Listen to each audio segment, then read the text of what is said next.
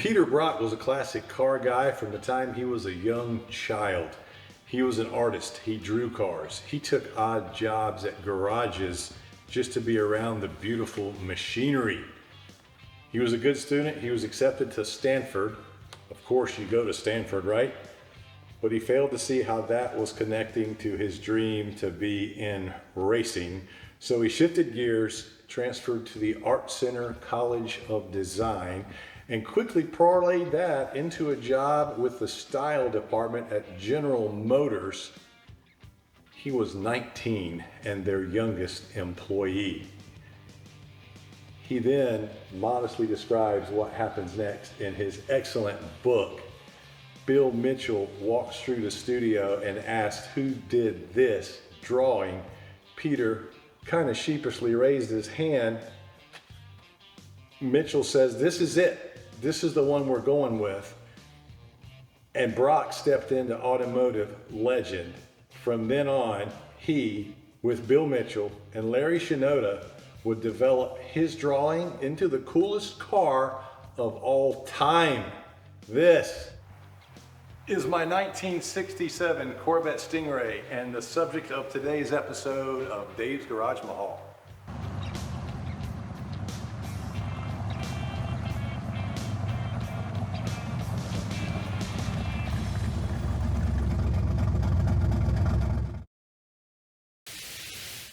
The mission of the Corvette was, and still is, to provide a cool sports car that working Americans could afford. Check and check. This is an excellent Restomod in Lynndale Blue. It features the one-year-only 1967 Stinger hood and these fantastic 5-gill real vents. Up until now, the vents were fake indentions. Of course, we've got the classic side pipes. Nothing says 60s cool like the side pipes. They provide the soundtrack for a glorious replacement V8 engine. This is a 383 stroker that provides an obnoxious 500 horsepower. That number doesn't sound that large by today's standards, but for a 3,000 pound, 3,200 pound or so 60s era car, that's a lot of horses. Tasteful modifications include electronic fuel injection for a much more reliable experience, an AC unit by Vintage Air for a much more comfortable experience. We've also got an adjustable suspension and a silky smooth 5-speed transmission by Tremec. These upgrades make it a reliable, fun cruiser without interfering with these classic 60s lines. I mean, look at her.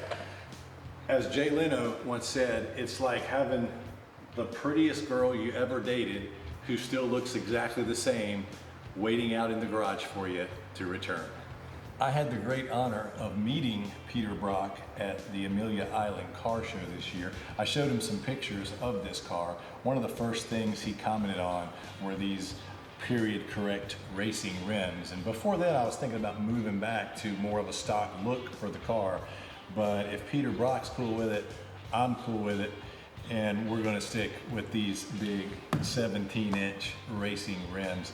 Really, from a distance, this is the only thing that gives away there might be some modifications to the car. That is until you turn the key.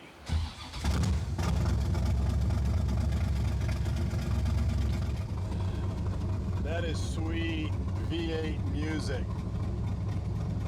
Idled up just a little as if to say, I'm ready, let's go. Fast.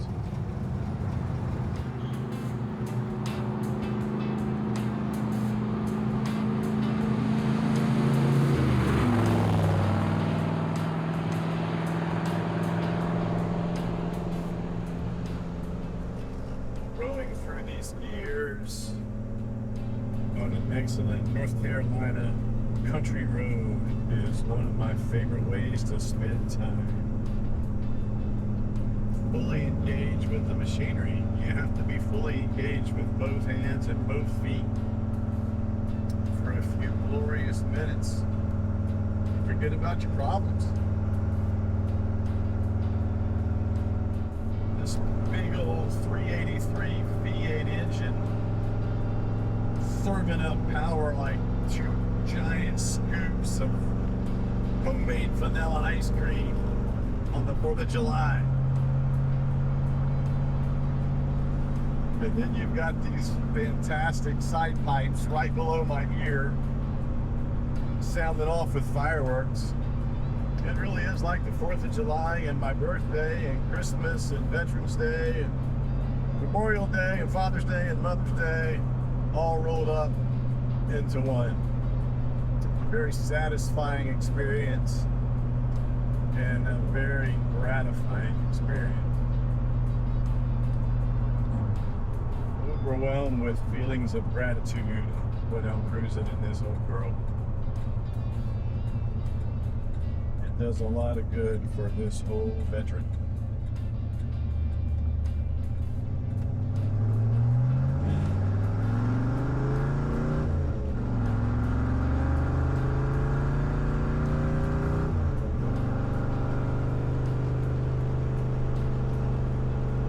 Yes, sir. 1967. It was a year of reckoning for our country, much like today. Unpopular wars, campus protests, riots in the street, people setting things on fire, just disturbing headlines. Feels very familiar. But we didn't lose our mojo, baby, back in 1967, and we're not going to lose it now. We focused instead on new horizons, like the space race, for example, or completely transforming the car industry. Sounds very familiar to today. The Republic will survive, the Corvette will endure. So don't give up, don't ever give up. Then, just like now, Corvettes are rolling off the line with mind-melding performance, attracting new drivers of all ages from all over the globe. It's a symbol, the Corvette, of American ingenuity and what we can do if we put our hearts and minds and dreams into action. So climb into the cockpit, feel that joy, feel the pride, the stubborn American optimism, I call it. That's what I feel, whether I'm driving a brand new C8 Corvette or whether I'm driving this 1967 58-year-old C2. This C2 is my favorite thing from 1967, except of course for my wife. I'm going to introduce you to the car, not the wife. She would hate that. Let's go back in time. This cool wraparound door feels like something out of James Bond, a cross between that and a World War II fighter plane. I mean, look at this cutout. It's fiberglass sculpture inviting you in. Check out this clever cutout here.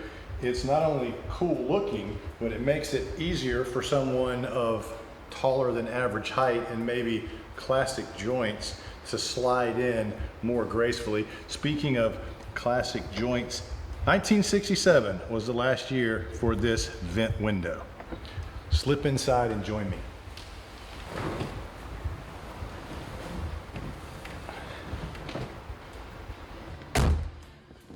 Slipping into this car is like slipping back into 1967. LBJ was in the White House. The Rolling Stones and the Beatles are climbing up the charts. Star Trek is just getting started. Andy Griffith is just winding down. And Ford and Ferrari, of course, were in full competition mode with Carroll Shelby kicking Enzo Ferrari's butt at Le Mans. This was the Corvette's final second generation offering, and man, is it gorgeous. I'm drawn to three things when I first sit in the car. One is these gorgeous period correct seats. They look wonderful. They're about as comfortable as two boat cushions. Ask me how I know. Next is the gorgeous bright teal blue. I just think it's the best treatment of the interior for the second generation Corvette. My favorite by far. And third is all these beautiful circles and concentric symmetrical curves. I mean, we start with this huge clock in the center and flanked with mirror images of control knobs for the HVAC, control knobs for the stereo. And look at the stereo. It's vertical alignment in that center console there. It's unlike anything I know of in any production car. If you know of one, please let me know. If you zoom back, you've got these two center cowls, or these two cowls, one for the driver, one for the passenger. Are they designed for form or function? Yes, please. They kind of check both boxes. You have these gorgeous circles again in front of the driver, the speedo on the left, the tach on the right, and then more mirror image circles. Two on the left over here, one for fuel, one for battery, two on the right over here, one for water, one for oil. It's just big, bright, and beautiful, and built to drive. Looking at the center, you'll notice my period correct shifter, but it's attached to a 5-speed Tremec. My Corvette geeks will notice that I'm driving a 5-speed badge here in lieu of the original equipment 4-speed. My friends over at BMAX put a new transmission in here, and the good folks at Tremec provide a nice updated badge to give you the correct shifting pattern. My Corvette geeks will also know this is not the original equipment steering wheel. I like the big round teak wood that came with the factory option, but it's just too big to fit my shifter leg in here. So as much as I like to look at it, I like to drive it more. We'll give you a picture of the original equipment as well. This was the first year that the center console featured the parking brake. Originally it was under here, and now it's been moved to the center, so more center symmetry. If you look at this great Corvette script badge and the Stingray in 2 words, this was the last year the Stingray would be 2 words. For 70, for the C3 version, it would be 1 word, Stingray. And by the way, stay tuned for my C3 episode. Check out this center treatment. Once again, you open the glove box, there's more symmetry. What else? Circles, circles, circles. You got your tire pressure information right in the middle, and then these 2 indentations, which are not addressed in the owner's manual, so I'm not sure what those are intended for. If you happen to know, I'd love to hear it. Maybe there's a Chevrolet accessory that went there. If you're at a drive-in parked, maybe you would set a root beer there. I'm not sure. I would certainly not set anything there while driving down the highway. Speaking of which, let's quit the yik-yak and get this baby in the wind. She's got legs. She knows how to use them. Let's get her driving down the highway.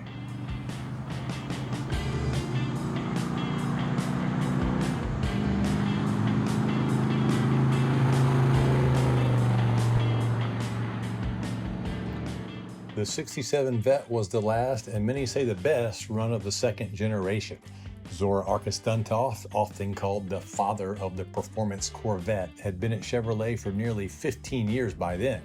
His vision to transform the Vet from a pretty face into a track-worthy beast, it was finally roaring to life. GM sold just under 23,000 Corvettes in '67. Only 8,504 were coupes, and only 1,381 were in Lynndale Blue.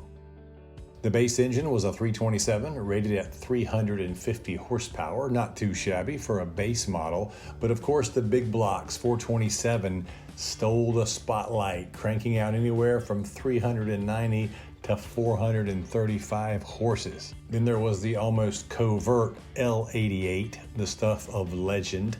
Designed for the track and heavily influenced by Zora himself, the L88 came with a high compression engine, a beefier cam, a close ratio 4-speed Muncie, and a heavy-duty suspension and brakes. No creature comforts, no radio, no AC, not even a heater.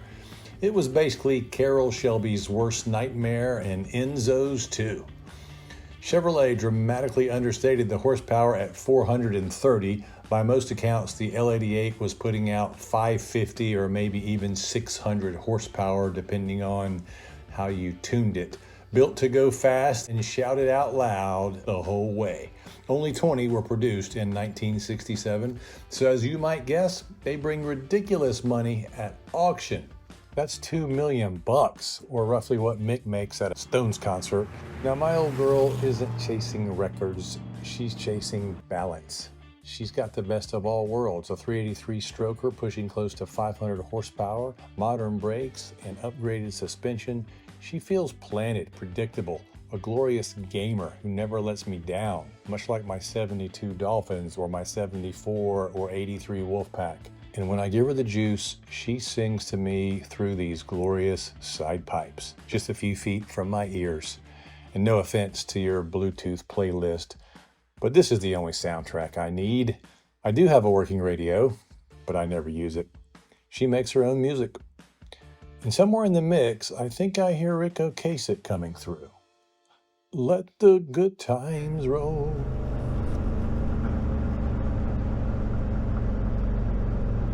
I'm often asked which is my favorite car, and it's usually the one I happen to be driving at the moment, but if I had to have only one hobby car, it might just be this one. This one moves my emotions.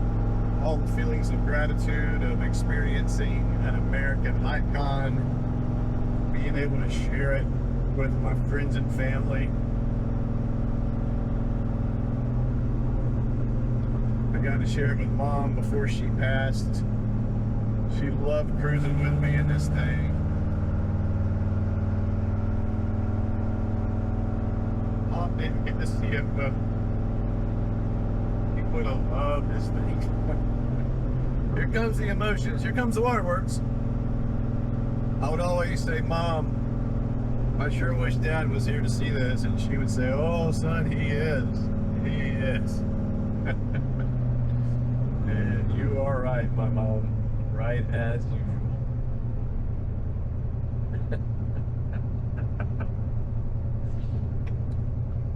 Old Jimmy V would say, have your emotions move to tears every day, laugh every day, spend some time in thought. This is the vehicle for that, for me, pun intended.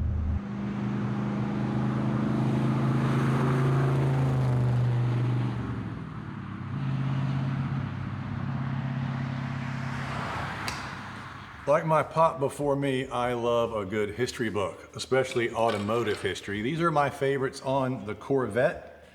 We'll include those in the description for you, along with some excellent videos. Jay Leno interviewing Peter Brock, Jerry Seinfeld interviewing the president, and Doug DeMuro talking Corvettes, along with an everyday driver documentary that is not to be missed. All good sources of independent study for those inclined. Speaking of studies, let's wrap this thing up with a lesson from the School of Dewey. When I was a teenager, I never walked out the house to a hot date or a basketball practice without my pop following me out the door saying, when's the last time you checked your oil? One of my favorite memories. So keep your oil checked. These old Chevys love to mark their territory. They leak oil. Get yourself a good oil pan. I inherited this one from Pop. And as long as it's something like that, nothing huge, it's not an issue. Just keep your oil checked, keep your car on the road, and enjoy life. You do need to pay attention to what it's leaking. One morning I came out and there was a circle about that big of a red substance that turned out to be power steering fluid. My good friends at B-Max helped me diagnose that and source a replacement filter that had failed, and I installed that myself, so my pop would have been proud. Next, be ready for electrical gremlins. The Restomod on this car is over 20 years old, so we had a gremlin that never left me stranded, but it came close several times. I had some really good mechanics crawl all over the car with me, and we just couldn't find it. I begrudgingly referred to the previous owner, and he has steered me right. Turns out this wire on the alternator was frayed. It wasn't really loose. It was frayed just enough to mess up the connection periodically. And I got in there and stripped it back and put on a nice new connector. Also installing that one myself, so I could feel Pawpaw smiling at me from above. About a year later, with no incident, She started running a little rough and then just would not start. Again, thank you, Lord. I was never left stranded, but she just would not start. I enlisted some excellent mechanics and we crawled all over this thing. Took us weeks to figure it out. We had fire, we had fuel, but she just wouldn't start. I was convinced it was a computer glitch in the EFI. The new stuff was failing us. But no, finally, the good guys over at BMAX figured it out. It was this distributor relay that was not an expensive fix. Once we figured it out, it was back together and running like a beast in no time. It's good to have a good, honest mechanic you can trust to keep this thing on the road, especially if you're not a wrencher yourself. Make sure you've got one. Also, get yourself a good trickle charger. Nothing worse than coming out after a few weeks and hitting that key and the big old clock has just driven your battery dead. So find yourself an excellent trickle charger. Jay Leno, I think, recommends the C-Tex. I've had great luck with that one. I also have had great luck with the Battery Tender Junior. I would recommend a maintenance fund for one of these beauties, somewhere like 10% of the value of the car. You'll be glad you have it when you need it, and you will need it. That's gonna about do it for this episode. Please comment, like, subscribe.